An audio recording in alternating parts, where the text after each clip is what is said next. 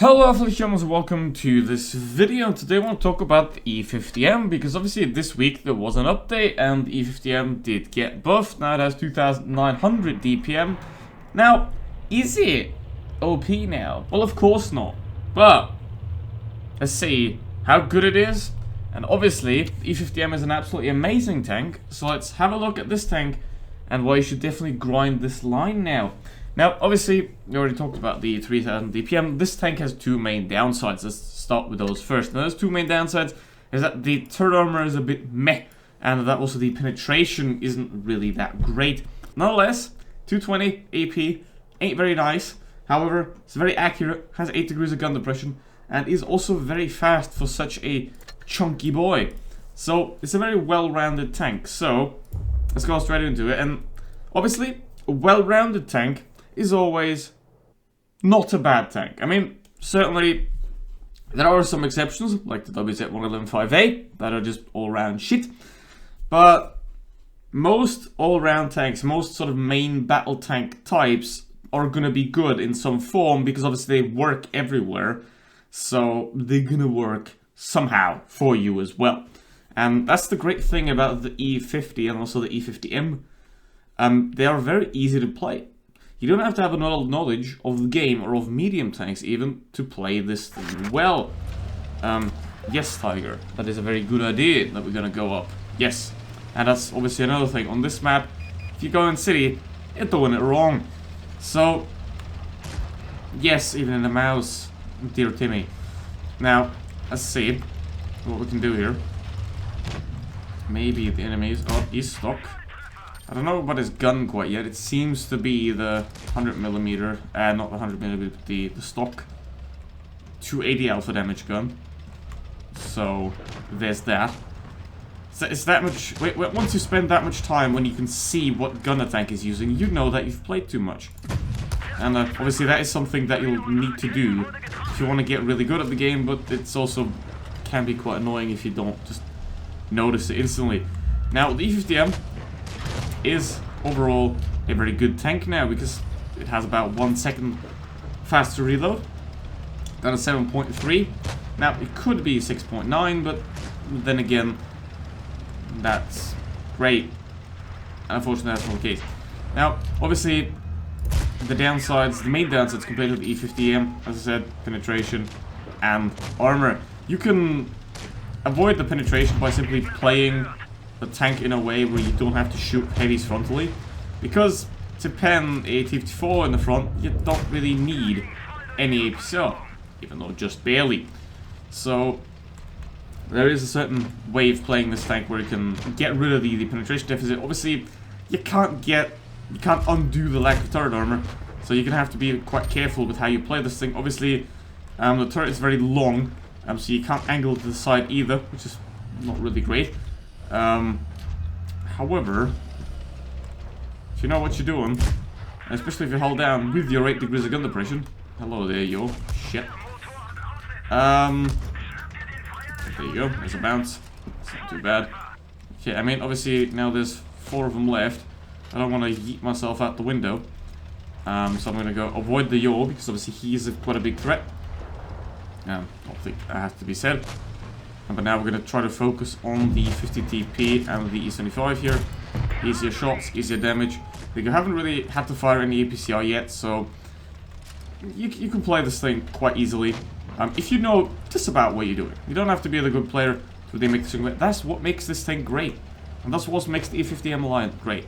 They're sort of medium-heavy hybrid that if you haven't played medium tanks ever, you're gonna do still quite decently.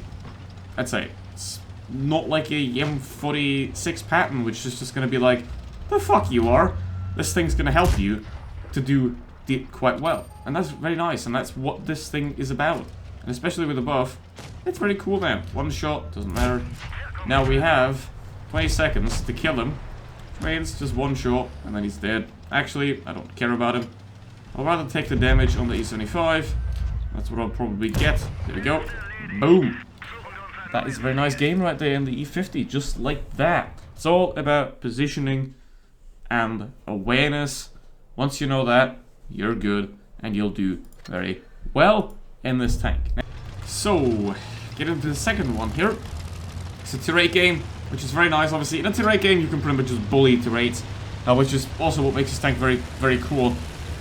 Because it's very big, it's very heavy, you can ram people even with it. Not as great as the E50M at ramming, because it's not quite as fast. But it's also still a very nice thing to have here. Now, probably M103. I do be sad for everyone that has the E5, because that thing got nerfed a lot. Now, like, it's still good, but it's just not cool anymore. So that's just very sad. And what's also not cool is that the team's on the wrong side. Which is now obviously not cool. Centurion's stock though, so he won't be a problem. Obviously, stock E50. Let's talk about that real quick. If you play this tank stock, you have to be crazy because, as I said in an earlier video, use your XP on modules. And this is extremely true for the E50M because the stock E50M is dog shit. So that is something to be very, very much aware of. You know, stock E50M is very, very shit. So that's not cool. Okay, now I'm gonna go for the Centurion here. Seems to be alone. I mean, if he's not, oh well. I'm not as scared of a 1v2 because I'll win anyway. And that's the thing, you know. If you know you'll win, you will win. It's that simple. Okay, now he doesn't have a camo. He doesn't have a upgraded turret. He is also stock, I believe. So that is not going to be a problem. Hello there. 150. Is that the comet gun? Oh boy, that's gonna hurt. He's basically playing a tier 7 against a tier 9. That is just yikes. Okay, now they have 5 left. We can see 4 of them. The last one is the FV, so I have no idea where he went. But I mean, it's a light tank, so there he is. Why do they appear always before I can say where they are? That is annoying. Just gotta appear a second later to make me look smarter. God damn it. Alright. Here we go. Can I save on fire? Look at that. Oh, that's gonna hurt. Probably. Or not. Looking at tier 9. Tier 9's a bit of a weird tier, because it's just, like, there, in the middle. And, there are a lot of good tanks at tier 9, but a lot of tanks are quite bad at tier 9 as well, so... Yep. That was heat. That was heat. Nice front armor, eh? On this thing. Now the HE ain't great because, I mean, it's not hash, so that's something that is definitely a downer. And the Centurion 7-1 does that better. And it also has third armor, so in terms of hull down, hash, stuff like that, the Centurion is definitely doing a better job. But obviously, overall, the overall better tank is definitely the E50M, and I think it might be now the overall best all-round medium tank at tier 9. Obviously, the VKCR is unmatched still, obviously. But in terms of that, it might be the best after that. Right now, in this moment, I've done 4.5k damage, and the team has decided to not even try. So this is unfortunately going to be a loss, but you can see what the E50M is capable of doing right there. And if you haven't gotten the E50M and also the E50 yet, then absolutely go for it. You probably won't regret it. I mean, I regret seeing this though. But beware, the Panther 2 is a bit, well, is shit. And the stock E50 is also quite not great, so you have to watch out for that. So try, if you have free XP, try to skip those. But once you have a fully upgraded E50, once you get to the E50M, you'll have a great time. And if you did have a great time in this video, as always, don't forget to hit the like button and subscribe. And also maybe become a member if you want to support the channel. Thanks for watching. See you for the next one. Goodbye.